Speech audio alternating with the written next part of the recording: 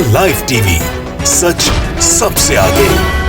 नमस्कार, the live TV देख रहे हैं आप। आपके साथ मैं हूं आदित्य कुमार। इस वक्त की सबसे बड़ी खबर हम आपको बता रहे हैं। सुप्रीम कोर्ट ने टीवी डिबेट्स को लेकर जो बयान दिया है, जो बयान जारी किया है, उससे साफ तौर पर आप समझ जाएंगे किस तरह से टीवी डिबेट्स आजकल हो रहे हैं। सुप्रीम कोर्ट ने कहा टीवी डिबेट ज्यादा प्रदूषण फैला रहे हैं, सबका अपना अपना एजेंडा है, उन्हें मुद्दों की समझ नहीं है। सुप्रीम कोर्ट ने यह कहा है, सीजेआई ने कहा है, चीफ जस्टिस ऑफ इंडिया ने कहा है, एमवी रमन्ना का यह साफ तौर पर कहना है कि जिस तरह से आजकल टीवी में डिबेट्स होते हैं, उनमें एजेंडा सेट करने की कोशिश की जाती है, वो सिर्फ और सिर्फ प्रदूषण फैला रहे हैं और कुछ नहीं फैला रहे हैं। कुछ मैं डिटेलिंग आपको बताना चाहूंगा।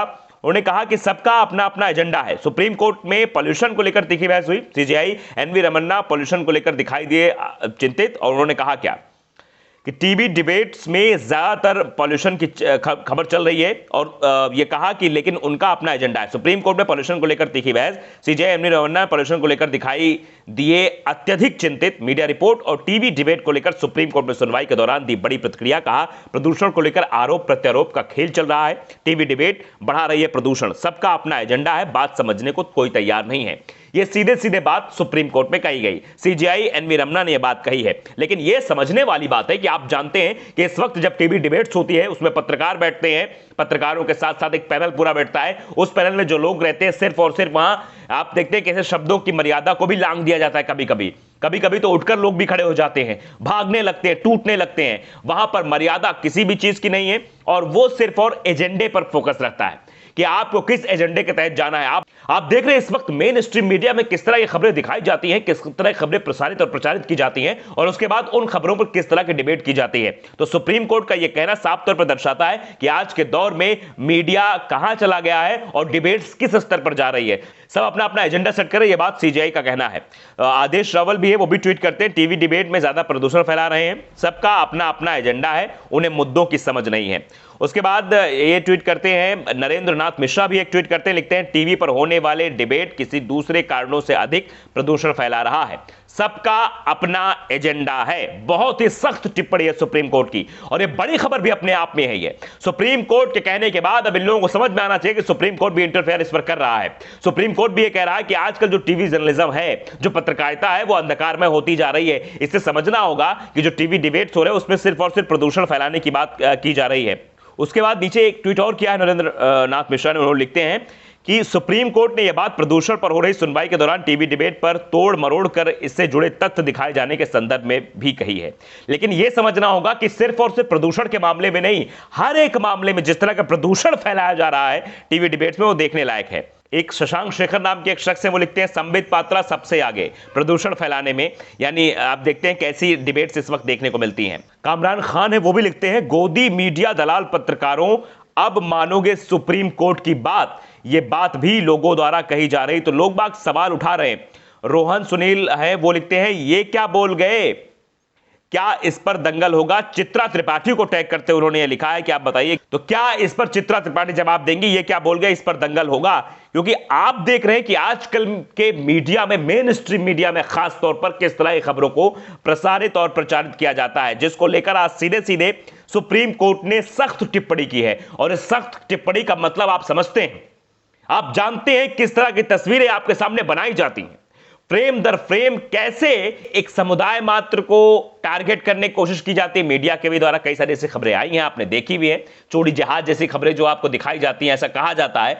तो जहाज, ये सब शब्दों का इस्तेमाल करना, उसके बाद किस तरह से एक एंगल पे फोकस करके सिर्फ एक चीजें दिखाना।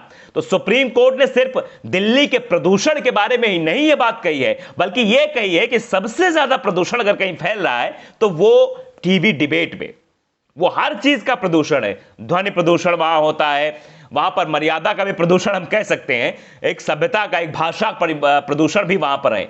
भाषा कोई अंदाजा नहीं कब कौन क्या बोल जाए किसको। व्यक्तिगत टिप्पणियां इतनी ज्यादा हो गई हैं कि आप सोच भी नहीं सकते हैं। तो इन सब चीजों को लेकर पूरे मैटर को समझने के बाद सुप्रीम कोर्ट की टिप्पणी सामने आई है, और यह टिप्पणी अपने आप में कई सारे सवालों को और जन्म देती कि आखिरकार सुप्रीम कोर्ट अगर इस तरह की बातें कह रहा है तो मानना होगा, और ये हो रहा है। और अब अगर सुप्रीम कोर्ट को इस वक्त टिप्पणी करनी पड़े इस पर, तो आप समझिए मेन स्ट्रीम मीडिया के हालात कैसे हैं। क्योंकि सच दिखाया नहीं जाएगा, खबरें तोड़ मरोड़ कर दिखाई जाएंगी, जो आपके जरूरत की चीज नहीं है, जो सच है उस सच को एक एंगल के आधार पर आपके समक्ष पेश किया जाएगा और आपको भ्रमित किया जाएगा और उसी पर डिबेट चलती रहेगी। और डिबेट होती कैसे?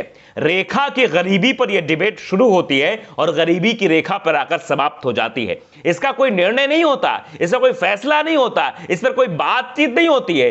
इन मुद्दों पर जब भी बहस शुरू होती है उस बहस में सिर्फ और सिर्फ एक दूसरे पर आरोप प्रत्यारोप का प्रदूषण फैलता है और इसी प्रदूषण को शायद समझ लिया है एनवी रमना ने और इसीलिए उन्होंने ये कहा कि सिर्फ और सिर्फ टीवी पे इस वक्त प्रदूषण फैल रहा है। सबसे ज्यादा बहुत तीखी टिप्पणी है ये आजकल के मेन स्ट्रीम मीडिया पर और ये सवाल अपने आप में बहुत बड़ा हो गया है।